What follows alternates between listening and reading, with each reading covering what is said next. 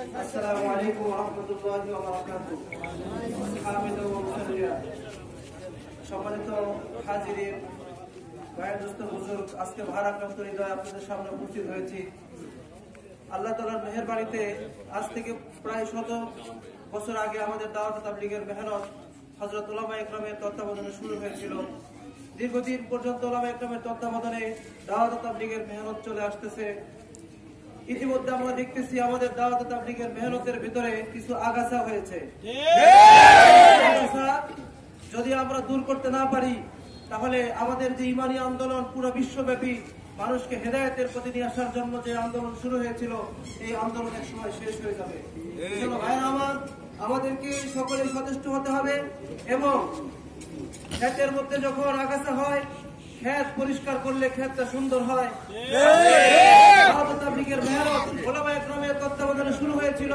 আজকে এই ইমানি আন্দোলনকে নষ্ট করার জন্য, আজকে ইমানি আন্দোলনের ভিতরে আজকে মুসাদের রয়ের দালালের আজকে ঢুকেছে করার জন্য। ভাইরা আমার, সকল মুসলমানকে ঐক্যবদ্ধ হতে হবে যেন আমাদের এই ইসলামী আন্দোলনকে, দাওয়াত তাবলীগের মেহনতকে বন্ধ করতে না পারে। আজকে দেখা যাচ্ছে আমাদের এই আন্দোলনকে ইহুদি খ্রিস্টানরা দেখছে। বাংলার জমিনে টঙ্গীর ময়দানে বিশ্ব ইজতেমায় লক্ষ লক্ষ কোটি কোটি মুসলমান একত্রিত হয়, তাদের কলিজার মধ্যে সহ্য হয় না। আজকে মুসলমানদের ঐক্যবদ্ধকে নষ্ট করার জন্য, মুসলমানদের ঐক্যকে নষ্ট করার জন্য, মুসলমানদের সবচেয়ে বড় জামায়াত, এটাকে নষ্ট করার জন্য আজকে মুসাদের রয়ের দালালেরা আজকে কিছু লোকদের মাধ্যমে এই মুসলমানদের ঐক্যকে নষ্ট করার পায়তারা চালাতেছে। আজকে আমরা সকলে চেষ্টা করব এবং আমরা আমাদের দাওয়াত তাবলীগের মেহনত হক্কান উলামায়ে ইকরামের তত্ত্বাবধানে থেকে এটাকে আরো মজবুত করে সামনে এগিয়ে নেওয়ার চেষ্টা করবো ইনশাআল্লাহ।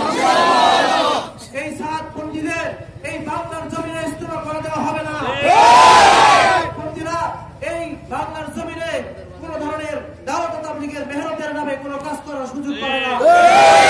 বলতে চাই, আজকে মহল্লা থেকে শুরু করে গ্রামে, ইউনিয়ন পরিষদ এবং থানা পর্যায়ে, জেলা পর্যায়ে, বিভাগ পর্যায়ে আপনারা প্রত্যেকেই হক্কান উলামায়ে ইকরামের তত্ত্বাবধানে থেকে আপনারা প্রতিরোধ করে তুলুন। এই বাংলার জমিনে কোন ধরনের দাওয়াত তাবলীগের মেহনতের নামে কোন ধরনের কাজ করতে না পারে। আমরা চেষ্টা করব আমাদের বিশ্ব ইজতেমা যেন বন্ধ না করতে পারে।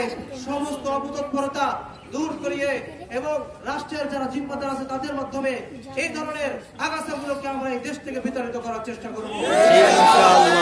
করেন সকলকে সুষ্ঠু এবং সুন্দর করে আমাদেরকে দিনে দাওয়াতের কাজ করার তৌফিক দান করেন।